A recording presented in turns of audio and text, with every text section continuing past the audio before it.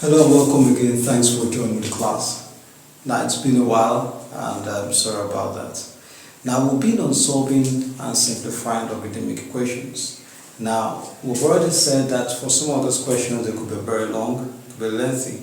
So what we've done is we'll solve to a particular place because of the time, we'll stop and then we'll continue another class. Now that's exactly what happened here. Now we started with this question, the log inverse 10 of x plus 9 is equals to 1 plus log inverse 10 of x plus 1 minus log inverse 10 of x minus 2. Now when we started it was around here, we saw the first thing we did was to collect like terms from here. We collected like terms, that is those that look alike went on the same direction. In other words, this join this because it has log, it makes one that has log. And then this also has log, it crosses to the opposite side, causes this. Actually, what was done was the additive inverse, which changed the sign such that this that we had to be plus this changed to minus this when they arrived here.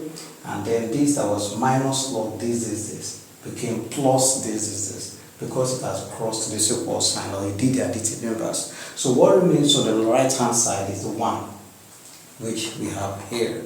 Now we continued, we now rearranged it, which is the next thing. We collected like terms to get this, we rearranged to get this, and then by the law of indices, we got this. So the product law and the product law and the quotient law. The product law gives us, when we have addition joining this, by the time you bring them to a single log, this will change to a multiplication.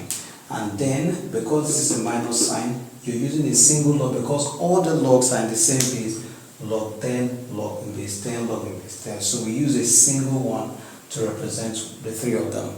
And in this case, this that has the minus sign will be the divisor.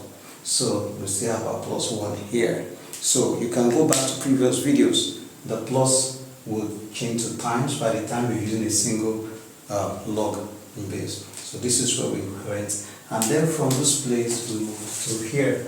So we continue because I also looked at this thing, what is log 1? Check the previous video, you see how we turned log 1 to this, because log 1 is still the same thing as log 10 in base 10, actually trying to match this or align with this. So we now solved to this place, we cross multiplied to give us this. When we saw that we can't expand, I need to take care, so we moved from this place, we started move to this place. So we solved from here, open the bracket. So let me, in essence, delete what we started. So from here, we'll take this off,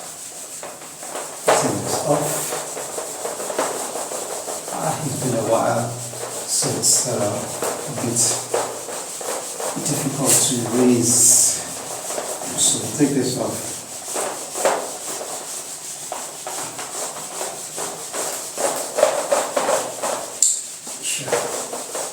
So this was the original question that we started with. Now from here we move to this place. Now having got this is the quadratic equation. We expanded this, which is after we multiplied here and right here. We expanded to get this and then expanded, continue to work, and then upon collecting like terms, x the power of 2, this power of 1, and then this, we solved or we arrived at the quadratic equation. Now this is where we will continue for today's class. Now you want to know how I did this, please check the previous video, you see. So what we'll do here is, having got this, we'll ask ourselves, what two numbers is it that when I add or subtract, I will get minus 3. Don't forget this minus 3, this minus belongs to this, and when I multiply, I'm going to get minus 28. And let's be sure that's what we have. So what two numbers if I add, I will get minus 3 if I add to get this. So without much ado, I already have an idea. Let's start with the multiplication part. What and what do you multiply to give 28? It is 14 and 2. It is also 7 and 4. What is 14? 14 is 14 times 2. Which is, bring the 2 here, 2 times 2, 4, and then you have 7 times, 14 times 7, 7 times 2, bring the 7 and then the 2 multiply to have 4. But if I do 14 times 14, it will give me 28. But 14 plus 14 will not give me 3. 14 minus 2 will not give me 3. So let's see. 7 times 4 will give me 28. That gives this. So that means minus this plus this can give me minus 28. But let's see. Minus 7 plus 4. Can it give me 3? Minus 3. Yes. So we have minus 7 plus 4. So instead of using 14 and 2, what we use is minus 7 and plus 4. Now, I have dealt with this part in previous videos. So check the previous videos so you see how I've done this. Now, I don't want to be going about how to determine this over and over. It becomes boring for those who have already grabbed it. So you want to go over by yourself. So what we're going to use here in place of this is going to be minus 7x and plus 4x. These two will replace this one. So this one is still going to remain. It's going to remain x raised to the power of 2. And then you see a minus 7. Then this minus 28 will still remain minus 28. And then is equals to 0. In quadratic equation, what you do, you pick them into group them. Now, what we have, what is here and is also here, you ask yourself, this is the same thing as x times x, and this one is the same thing as minus 7 times x. What is here and is also here? X is here and x is here, so bring it out to here. Then what is remaining here is x. Now, this is minus 7, so minus 7 over here, so it's going to be minus 7, so just minus times plus is going to be minus, so we have minus 7, so this one remains here. Now, in this place, what do we have here? We have 4 and times 4 times x. What is 28? 28 is the same thing as 4 times 7. So what is here and it's also here? 4 is here and 4 is here, so bring it out. So what we have is going to be plus 4. Right? Good. So when we have plus 4 here, what is remaining in this side now is x, this x. So bring this x down.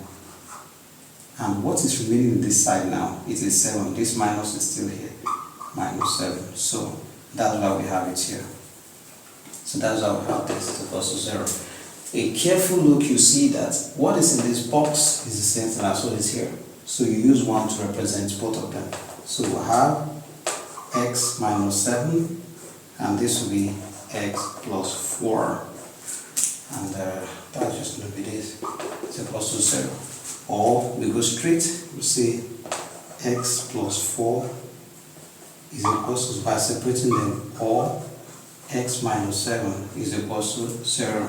So x here will be this cos equals sign becomes minus 4, or x is equals to plus 7 or just 7.